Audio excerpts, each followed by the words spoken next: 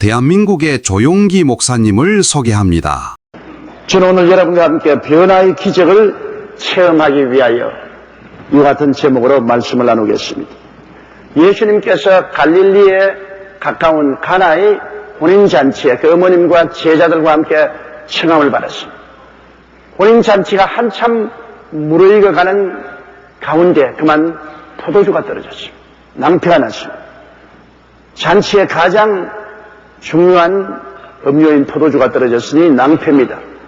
그래서 그 집 식구들이 예수님 어머님께 부탁을 하고 예수님 어머님이 예수님께 나와서 이 집에 포도주가 떨어졌다고 했습니다. 예수님은 기사와 이적을 행하신다는 것을 그 어머니 마리아가 잘 알고 있었습니다.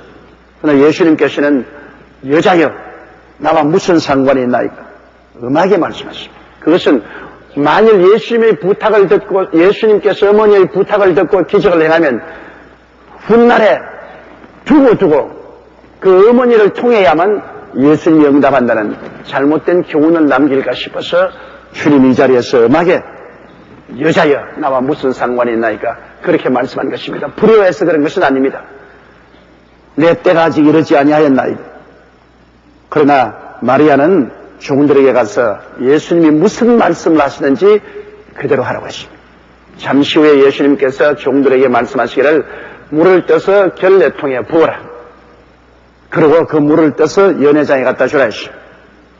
종들이 물을 떠서 결례통에 두세 통 가득 6통에 세우고 난 다음 그것을 떠다가 연회장에 갖다 주니 그것이 아주 맛있는 포도주가 되었습니다. 연회장은 이 포도주를 맛보고 놀랐습니다.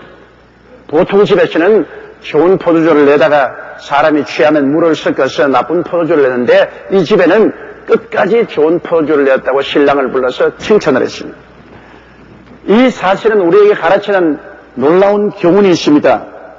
주님께서 갈릴리에 내려와서 행한 첫 기적이 혼인잔치에 가서 물을 변하여 포도주로 만들었다는 것은 이미 심장한 일입니다.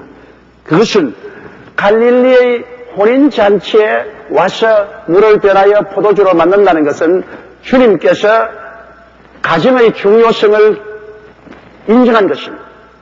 그리고 이 결혼하는 가정에 와서 물을 변하여 포도주로 만드심으로 말미암아 한 가정이 행복하기 위해서는 결혼의식 그 자체가 행복을 가져오는 것이 아니라는 것을 주님께서 보여주신 것입니다. 가정은 항상 물이 변하여 포도주가 되는 것처럼 변화의 역사가 계속되어야 가정의 행복이 다가오지 그대로 내버려두면 맹물 같은 가정이 되어버리고 만다고 말씀을 하시는 것입니다. 최근에 여러분 텔레비에서 인터넷에서 그리고 신문지상에서 굉장히 뜨들은 어느 야구 선수와 유명한 탤런트의 결혼식을 우리가 본 적이 있습니다. 호화찬란한 의상에 수많은 손님들을 청해 대접을 하면서 수억의 돈을 들여 결혼을 했습니다.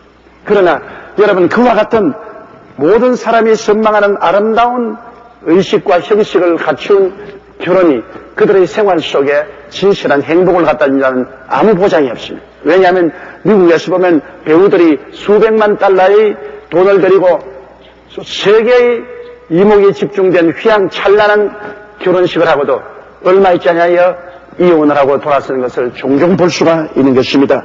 여러분 보통 가정은 결혼 후 얼마 안 되면 맹물같이 되어버리고 맙니다. 왜냐하면 세월이 흘러가면 부부간 서로 상호의 호기심이 사라져버리고 맙니다. 그리고 매력도 효과를 잃어버리고 맙니다. 서로 다른 개성이 부딪히기 시작합니다. 그리고 그들은 결혼한 것을 오히려 후회하는 그러한 정경까지 이르게 됩니다. 그리고 상대에 대한 관심이 점점 무너지고 무관심하게 됩니다. 결혼이 바로 맹물과 같이 변화되어 버리고 마는 것입니다. 그럴 때 그 가정을 다시 복구시키는 것은 남편과 아내가 변화되어야만 하는 것입니다. 이 변화는 사람의 힘과 능으로 되지 않습니다.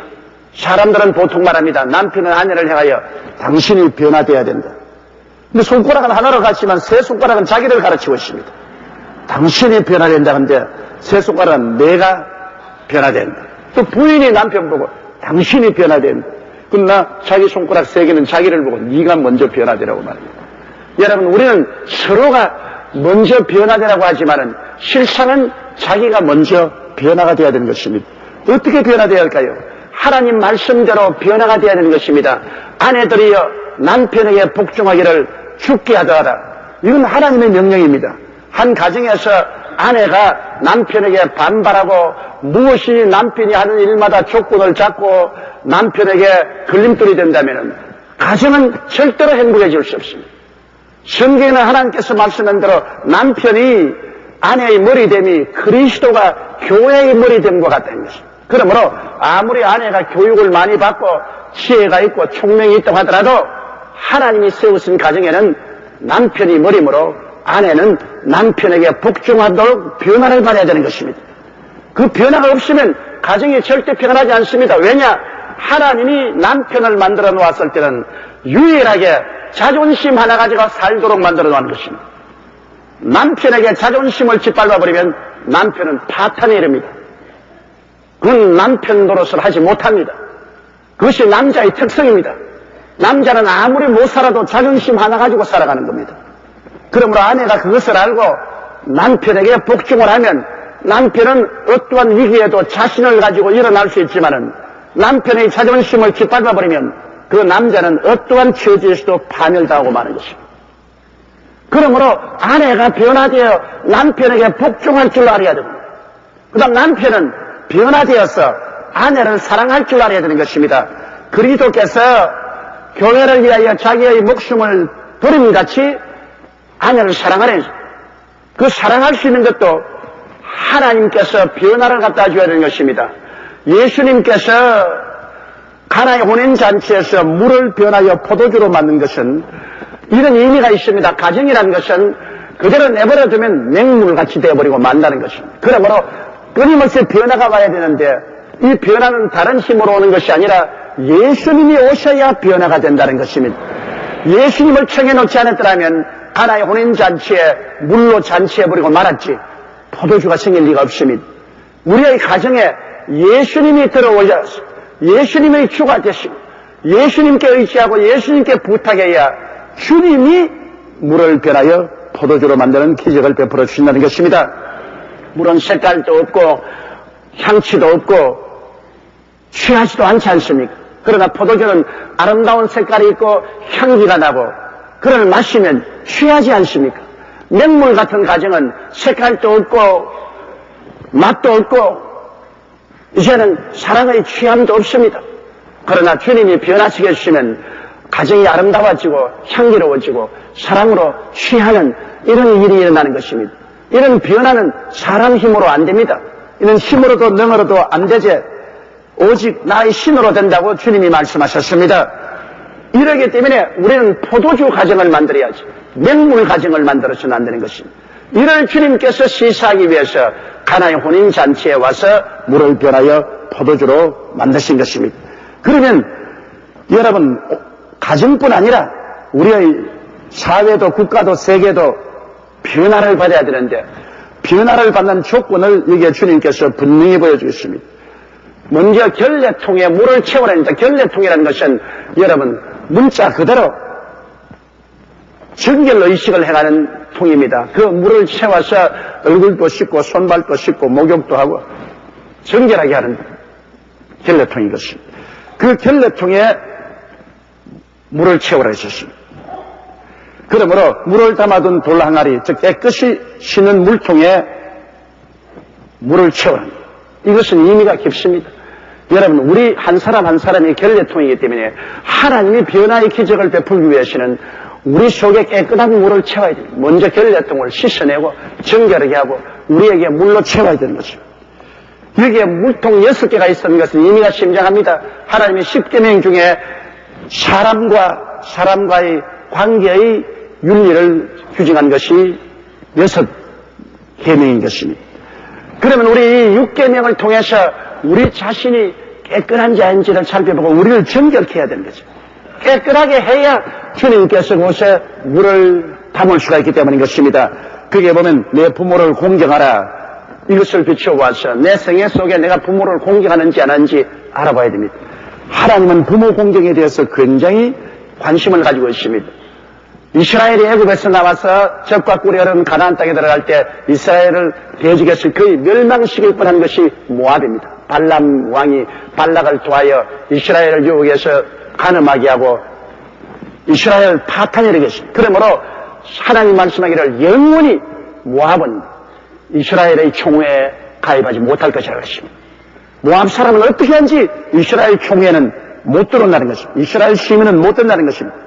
그런데도 불구하고 여러분, 루스란 여자는 모압 여자입니다. 이 모압 여자가 유대인 시어머니 나오미를 따라서 예루살렘의 베들레헴에 따라왔습니다.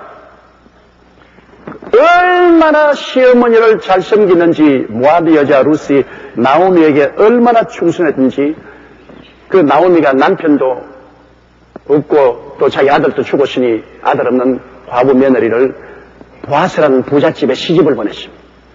그리고 그 보아스가 훗날에 다윗의 증조 할아버지가 됐습니다. 그럼 다윗이 절대로 이스라엘의 만성천자가 될 수 없습니다. 절대로 이스라엘 총회는 못 들어갑니다. 왜냐? 모압 여자 루스의 자손이기 때문인 것입니다. 하나님의 그 엄한 명령에도 불구하고 루시 얼마나 시어머니 나오미에게 효도를 다했든지 효도가 하나님의 저주를 제껴버리고 마는 것입니다. 하나님의 어마어마한 명령도 효도는 그것을 제껴버리는 것입니다. 그렇기 때문에 성경에 하나님께서 내 부모를 공경하라. 그러면 네가 세상에서 잘되고 장수하려고 말하는 것입니다. 여러분, 그러므로 하나님은 효도를 굉장히 기뻐하십니다. 효도는 하나님이 조상 대대로 명령한 저주라도 녹여버리고 마는 것입니다. 그렇기 때문에 내 부모를 공경하라는 이 하나님의 계명을 우리가 마음에 비춰보고 이것이 그대로 되지 못했으면 회개하고 자복해야 됩니다. 그 다음 살인하지 말아야 했는데 요사이 빈변하게 살인이 일어나지만은 그러나 무엇보다도 우리 마음속에 미워하는 마음은 곧 살인하는 마음입니다. 마음에 미워하는 마음을 가지고 있으면 변화를 가져올 수 없습니다. 그러므로 미워하는 마음을 철저히 회개해야 됩니다. 성경에도 아무에게나 시험이가 있거든 용서하라. 그래야 하늘에 계신 내 아버지께서도 너희 허물을 용서해 주려고 했으니 우리의 허물이 용서받기 위해서는 우리가 미워하는 죄를 회개해야 되는 것입니다. 그 다음 간음하지 말라 했는데 여러분, 최근에 제가 뉴스를 보고 정말 가슴이 아팠습니다. 한 가정의 어린아이가 감기에 들리고 자꾸 병이 들어 낫지 않냐므로 어머니가 병원에 가서 어린아이를 조사해 보니까 에이즈에 걸렸어요. 그 어머니는 너무 놀라서 아팠습니다. 그 가정에 에이즈가 있을 수가 없습니다. 아주 평안하고 좋은 가정인데 알아보니까 그 남편이 몰래 외도를 한번 했다가 에이즈를 가지고 왔습니다. 그래서 아무도 모르는 그 부인에게 에이즈가 걸리게 만들어주고 그리고 그가 낳은 아기가 에이즈가 걸려서 태어나게 만들어놨습니다. 가정에 파탄이 다가왔습니다. 불륜의 한 행동이 죄 없는 아내와 자식들까지도 멸망으로 이끌었습니다. 성경에 간음하지 말라는 것은 하나님께서 우리를 중대한 파멸에서 건지기 위한 것입니다. 영적, 도덕적인, 그렇지 않으면 육체적인 파멸에서 건지기 위한 것입니다. 오늘날 여러분, 이 부도덕, 불륜이 한국 땅에 빡 들어 찼는데 이는 스스로 파멸의 구덩이를 파는 것입니다. 이 죄를 회개해야 됩니다. 그 다음은 도둑질하지 말라 했습니다. 도둑질하지 말라는 말만 보면 가슴이 아픕니다. 어느 부잣집에 닭과 개를 길렀는데 하루는 닭과 개가 서로 논쟁이 붙었습니다. 개가 닭보고 하는 말이 너는 이제 있을 필요가 없이 닭 백숙이나 만들어 먹어야 된다. 왜 아침에 안 우냐? 아침에 꼭 기어하고 울어야 될 거 아니야. 너는 울지 않지 않느냐? 그럼 닭이 대답하기를 이 집 주인이 밤낮 없이 밤인지 낮인지 모르고 사니까 내가 울어봤자 무슨 소용이 있느냐? 밤에도 내일 나가 놀고 파티하고 늦게 들어오고 그리고 아침을 낮을 밤같이 있으니까 내가 울어봤자 소용이 없으므로 내가 안 운다. 그러면서 그 닭이 개보고 하는 말이 너는 왜 안 짖냐? 그러니까 개가 하는 말이 그래서 내가 고민이 많다. 왜? 우리 주인이 도둑놈인데 누구를 보고 치자란 말이에요.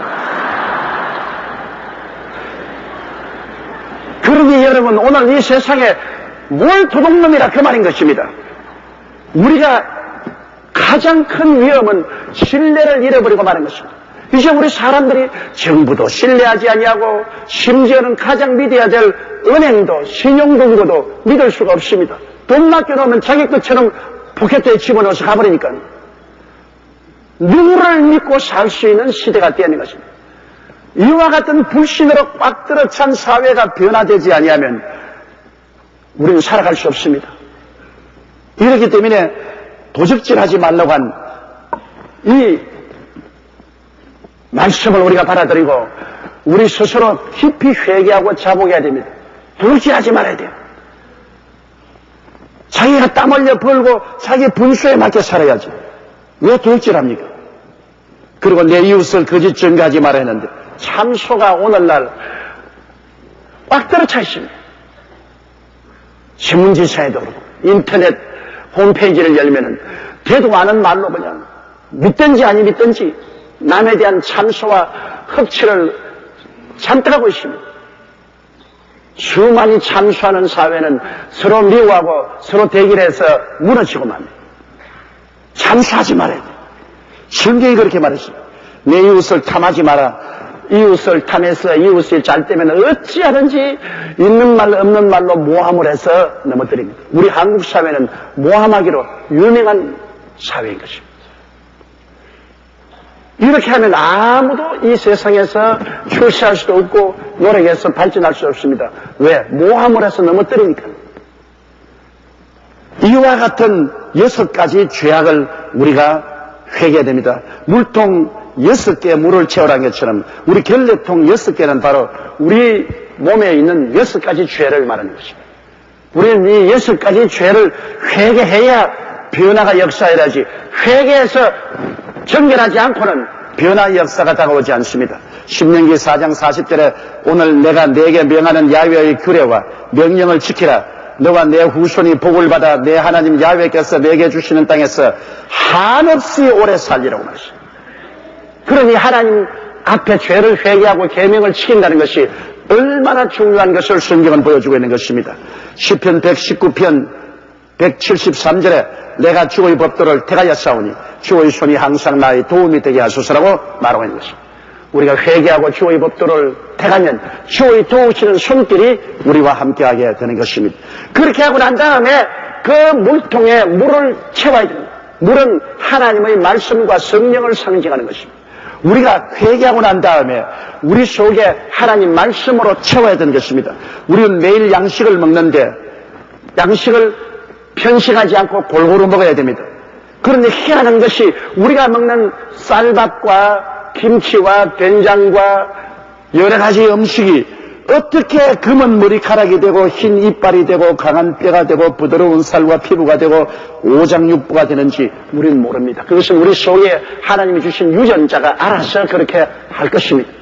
우리는 단지 음식만 먹지만은 그것이 변화되어 우리를 살게 만드는 것은 우리 속에 있는 유전자가 그 기적을 행하시는 것입니다. 이와 같이 우리가 말씀을 늘 듣고 먹는 것은 영과 마음의 양식이 되는 것입니다. 우리가 하나님 말씀을 듣고 하나님 말씀을 읽으면 이것이 우리 속에 의를 만들어내고 평강을 만들어내고 희락을 만들어내고 믿음을 만들어내고 소망을 만들어내고 사랑을 만들어내며 신령한 인격을 형성하는 것입니다. 어떻게 말씀이 들어가서 그렇게 되는지 그것은 우리가 알 수 없습니다. 그건 하나님의 성령께서 역사해서 그렇게 하는 것입니다. 그러므로 매일같이 우리는 하나님의 말씀을 골고루 먹어야 됩니다. 이것이 우리에게 말씀을 채워놓은 것입니다. 우리는 모세오경, 역사서, 시편, 예언서도 읽어야 되고 신약의 사복음서, 사도행전, 서신서, 계시록도 읽어야 되는 것입니다. 말씀을 우리가 매일같이 골고루 읽는 것이 우리 속에 말씀의 물로 채우는 것입니다. 주일날 하루 와서 말씀 듣고 일주일 내내 말씀과 상관하지 않는다면 그의 마음은 언제나 말씀으로 메말라 있습니다. 우리는 그러므로 매일 아침 일어나면 무슨 일을 하기 전에 기도하고 말씀을 읽어야 됩니다. 말씀으로 채워놔야 변화가 다가오는 것입니다.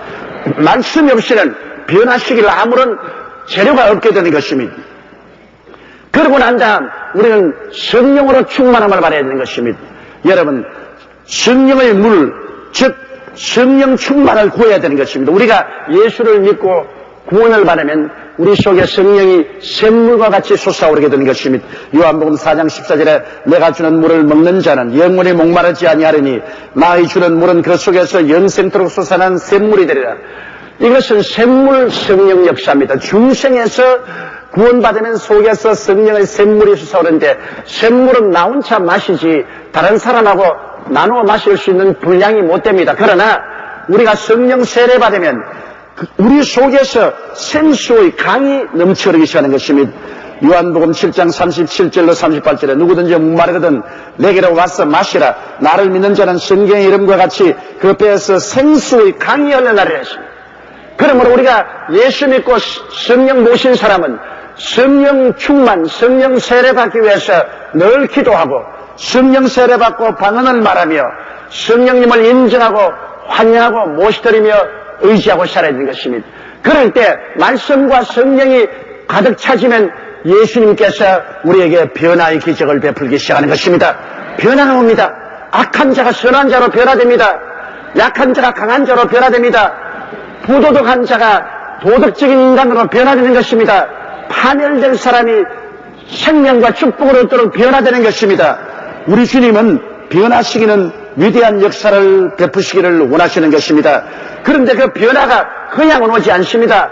회개하고 잡아가여 결례통을 정결하게 하고 그 다음 말씀으로 채우고 성령으로 채워놓으면 주님께서 변화를 가져오게 되는 것입니다.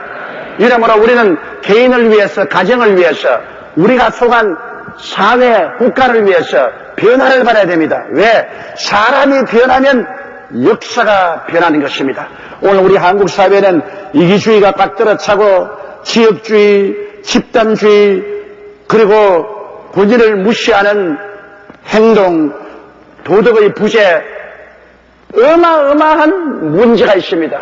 한국 사회에 지금 경제적인 위기가 다가오고 많은 회사들이 무너지고 퇴출이 되고 정치가 어지러운 것은 그 근원이 변화되지 않는 사람 때문에 그런 것입니다.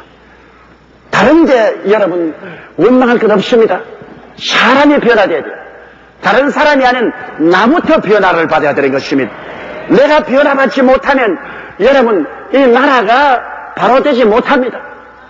지금 우리 한국은 경제적으로 미정유의 위기에 처해 있습니다. 백척간도에 처해 있습니다. 나는 추워지고 경제적인 모든 지표는 하향하고 있습니다. 기업 구조조정을 안 하면 나라가 통째로 망할 것이요. 구조조정을 하자니까 저항이 있고 많은 사람이 직업을 잃기 때문에 어마어마한 반항이 있습니다. 앞으로 갈 수도 없고 뒤로 갈 수도 없는 진퇴유국에 빠져 있습니다. 이 모든 원인은 사람이 변화되지 않았기 때문에 그렇습니다. 정치인이 변화돼야 되고 기업인이 변화돼야 되고 노동자가 변화돼야 되고 우리 사람들이 변화돼야 되는 것입니다. 여러분 18세기 영국은 산업혁명을 통해서 온 나라가 거대한 소용돌이 속에 빠졌습니다.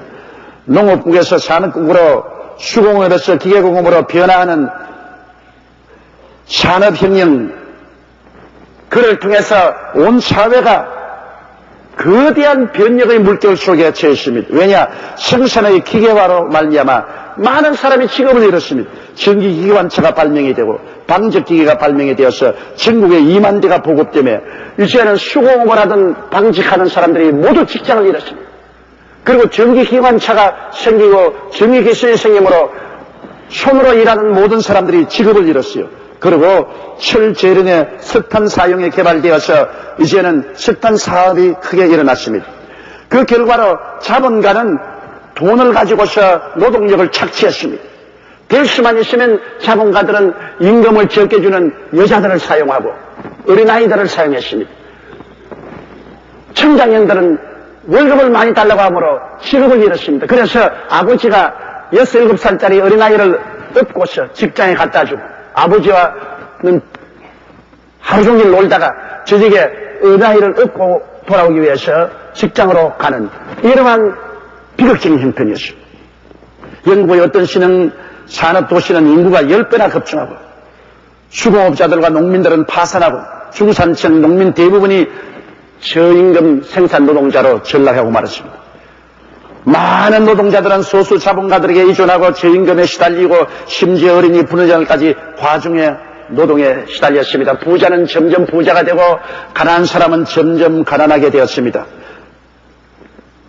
그러므로 영국은 혁명 전야에 떨어지고 말한 것입니다. 도시 빈민층은 점점 하류 생활을 하게 되고 영적으로 황폐하고 도덕적으로 무질서해지고 그리고 사회는 잔인한 내기 경쟁이 횡행하고 전 영국이 음주, 도박, 범죄로 찌들어져 갔습니다. 영국은 산업혁명을 통해서 온 사회 전체가 암담하고 캄캄한 상황으로 변화되고 마는 것입니다. 잘못하다가는 있는 자와 없는 자의 거대한 전쟁이 일어나고 사회는 유혈창덕이 일어날 그런 위기에 있었습니다. 그럴 때 35살 먹는 요한 웨슬레가 일어났습니다. 그는 35살 때 영국 런던의 올드스게이트의 집회에 참석했습니다. 그 집회 뒤에 앉아있는데 사회자가 루터의 로마서 강의 서론을 읽는데 그걸 듣고 믿음으로 의롭다함을 입는다는 말씀을 듣자 갑자기 기름부음이 와서 가슴이 뜨거워지고 눈물이 쏟아졌습니다. 그는 거기에서 가슴에 설레이는 성령의 은총을 체험하게 된 것입니다. 그리고 6개월 뒤에 휘트필드와 집회에 참석해서 철야기도 하고 새벽 3시에 성령의 불세례를 받고 그 다음 일어나서 그는 온 영국 전체에 다니면서 복음을 전가하게 됐습니다. 회심 후 53년간 말 타고 25만 마일을 여행하고 야외에서 설교하고 4만 2천 번 설교를 하고 50권 이상의 책을 지었습니다. 그는 그래서 이 복음을 통하여 거대한 회개운동을 일으켰습니다. 요한 웨슬레는 기존의 영국 성공회에서 받아주지 않으므로 묘지에서 시장터에서 공장에서 설교를 했습니다. 그래서 그가 주로 대성한 설교한 사람들은 노동자, 석탄 노동자, 빈민, 그리고 어린아이들, 시장에 장사하는 소시민들 이런 상대로 그가 복음을 전가할 때 하나님의 성령의 역사에서 거대한 회개운동이 났습니다. 사람들은 요한 웨슬레의 설교를 듣고 땅에 쓰러지고 통곡을 하고 울고 부르짖고 회개하고 그런 운동이 일어났었습니다. 이래서 영국에서 새로운 거대한 사회운동이 일어나기 시작했습니다. 많은 사람들이 순간적으로 변화되는 것을 목격했고 두려움과 공포에 빠졌던 사람들이 사랑과 기쁨과 평화를 체험하게 되고 세속적인 욕망이 사라지고 순수한 사람들로 변화되는 운동이 일어났습니다. 요한 웨슬레가 가장 많이 사용했던 성경 말씀은 마가복음 1장 15절 가라사대 때가 찼고 하나님 나라가 가까웠으니 회개하고 복음을 믿으라 하는 이 말씀과 또 이사야 55장 6절로 7절 너희는 야훼를 만날 만할 때 찾아라 가까이 계실 때 그를 부르라 악인은 그 길을 불의한 자는 그 생각을 버리고 야훼께로 돌아오라 그리하면 그가 긍휼히 여기시리라 우리 하나님께로 나오라 그가 널리 용서하시리라 이 말씀을 많이 사용했습니다.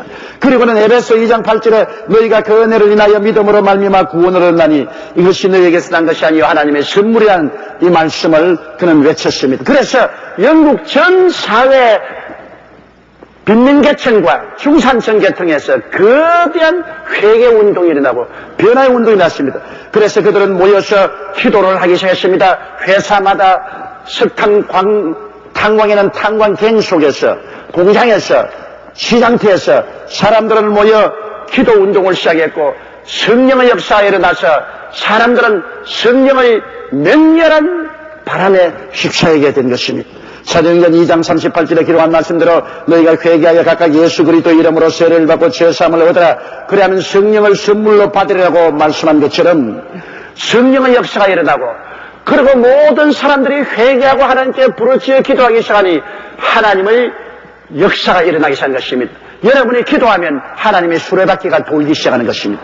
기도하지 아니하면 하나님의 수레바퀴가 돌지 않습니다. 영국 사회에 하나님의 수레바퀴가 돌기 시작한 것입니다. 역대하 7장 14절에 내 이름으로 일컫는 내 백성이 그 악한 길에서 떠나 스스로 겸비하고 기도하여 내 얼굴을 구하면 내가 하늘에서 듣고 그 죄를 사하고 그 땅을 고칠지라고 말한 것입니다. 그래서 영국 사회는 극장이 문을 닫고 술집이 다 철폐되고 말은 사람들이 안 갑니다. 어떤 도시에는 감옥이 필요 없어요. 죄인들이 없기 때문에 감옥에 죄인들이 들어오지 않았었습니다. 그리고 요한 웨슬레이 운동은 말씀대로 살자는 운동이었습니다. 그들은 모여서 335 성경 말씀을 묵상하고 읽고 말씀으로 들어갔습니다. 평범한 사람들이 하나님 말씀을 받아들이고 그들은 용기를 얻고 희망을 얻고 긍정적이 되고 적극적인 삶을 살 수 있게 된 것입니다. 시편 119편 105절에 주의 말씀은 내 발의 등이요 내 길의 빛이라고 말했습니다. 로마서 10장 16절에 믿음은 들음에서 나며 들음은 그리스도의 말씀이라 말합니다. 낙심하고 좌절하고 절망한 사람들이 하나님 말씀을 묵상함으로 낙관적이 되고 희망을 얻고 긍정적인 삶을 얻게 되고 믿음을 갖고 나갈 수가 있게 된 것입니다. 그 결과로 일어난 것이 내 이웃을 내 몸처럼 사랑하는 사랑운동으로 큰 변화가 다가왔습니다. 영국 사회에 회개가 있고 성령운동이 있고 말씀의 역사가 일어나자 그 다음엔 사랑운동이 일어나기 시작한 것입니다. 정부도 기업도 노동자도 함께 살아가는 운동이 일어났습니다. 웨슬레이 인도주의적 그 복음 말씀 증거로 인해서 노예 제도 폐지론자들이 일어나서 노예 제도를 중지시키려고 온갖 노력을 다했습니다. 그리고 실업자에게 일자리를 찾아주고 사업을 벌리도록 도와주고 무이자로 돈을 빌려주는 신영조합 융자기구가 건립되고 런던의 파운드리 즉 종합복지관이 생겨나서 과부들의 주거지가 되고 고아들 교육장소가 되고 병자들 의료문이 설립되고 작업장 직업 안내소 임대사무실 은행 책방 교회 역할을 하는 이러한 파운드리가 생겨나기 시작한 것입니다.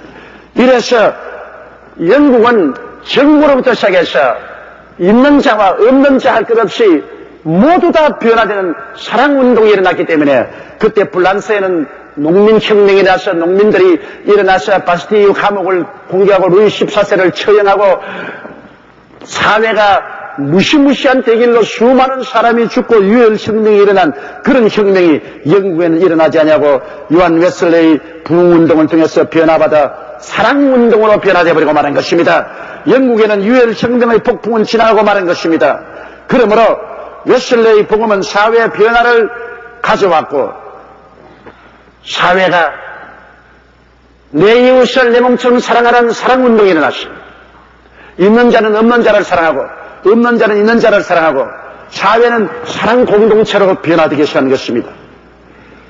이래서 영국은 무사히 산업혁명을 지나고 근대사회로 성장 발전할 수 있습니다. 이것은 힘으로 능으로 되지 않습니다.